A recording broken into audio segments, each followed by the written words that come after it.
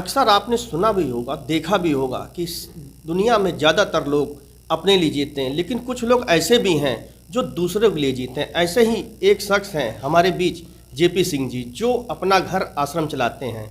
आइए हम उनसे बात करते हैं और जानने की कोशिश करते हैं कि उन्होंने अपना घर आश्रम चलाने के लिए उनके पास क्या योजनाएं हैं और किस तरह से उन्होंने चालू किया। जब कभी उनको जाड़े में देखें बिना कपड़े के हैं या गर्मियों में बहुत कपड़े लादे हुए हैं, तो ऐसा लगता था इनके साथ कुछ काम करना चाहिए। और ये सब देन है श्रीमद् भागवत गीता की, क्योंकि हम शुरुआत से पढ़ते रहे तो कुछ लगता था कि कहने से नहीं करने से होता है। तो इसी क्रम में हमने ये 2019 में ये जो रैन बसेरा बना, तो इसमें फिर हमने प्रयास किया और जा कर के हमको शुरू करने की एक अनुमति मिली और तब से चला रहा हूँ और बड़ा ही हमको संतुष्टि मिलती है। और ये ऐसा है कि जो रोड में पड़े हैं, जो भीख नहीं मांगते, नशा नहीं करते और परिवार से नहीं जुड़े, ऐसे लोगों को रखता हूँ और इनकी दवा साफ़ सुथरा करके दवा कराना, और जब कभी वो घर बता पाते हैं तो उनको घर पहुँचाता हूँ, नहीं तो यही सेवा होती रहती है। इनको प्रभु के नाम से हम रखते हैं, एक विकल्पी नाम रख देता हूँ, बाकी प्रभु जी ही मानता हूँ कि तभी इनकी अच्छी सेवा हो पाती है और इसी अनुसार में चला। तो यहाँ पे मतलब किस तरह के लोग आते हैं?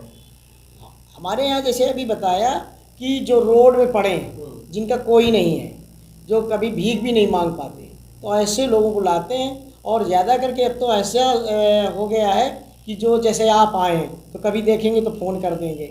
तो यही हमको रहता है कि आप यहाँ करो ना करो, लेकिन आप कहीं ऐसे मिले तो सूचना ज़रूर करो।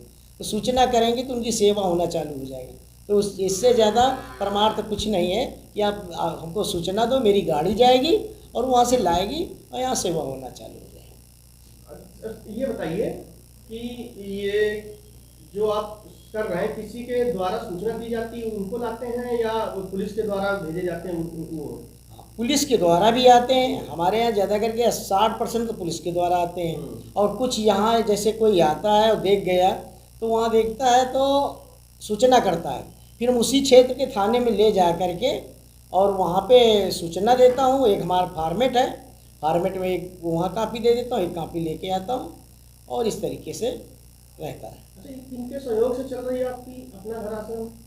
ये एक देखा जाए तो भगवान जो ठाकुर जी हैं उन्हीं की प्रेरणा से चल रहा है, क्योंकि हमारी न यहाँ रसीद जाती है, न किसी से मांगता हूँ, न सरकारी। और ये सोच के खोला था कि इसको न कभी सरकारी करूँगा, न मेरी रसीद जाएगी, न किसी से मांगूंगा।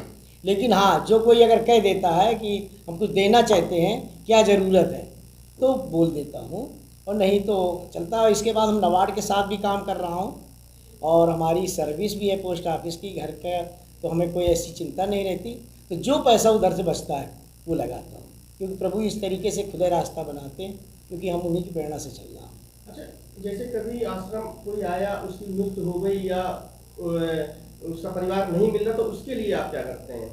हाँ, अंतिम संस्कार करते हैं उनका। हाँ, उनका कोशिश पहले करता हूँ कि अगर उनको मिल जाए तो ठीक है, और नहीं तो अंतिम संस्कार कर देते हैं। तो इसमें कभी कोई वाद विवाद तो नहीं हुआ? वाद विवाद एक हुआ था, एक, क्योंकि एक थी यहाँ पे क्या कहते हैं, ये जो आश्रम है यहाँ पे दामोदर नगर में, वहाँ एक महिला आई थी और महिला ने सूचना दी हमको कि ऐसा करिए कि कोई ये इस्लाम के हैं क्या, ओम प्रकाश नाम था। तो हमने कहा हाँ हैं, और इनको ले जाओ, उनकी हालत ज़्यादा ख़राब है।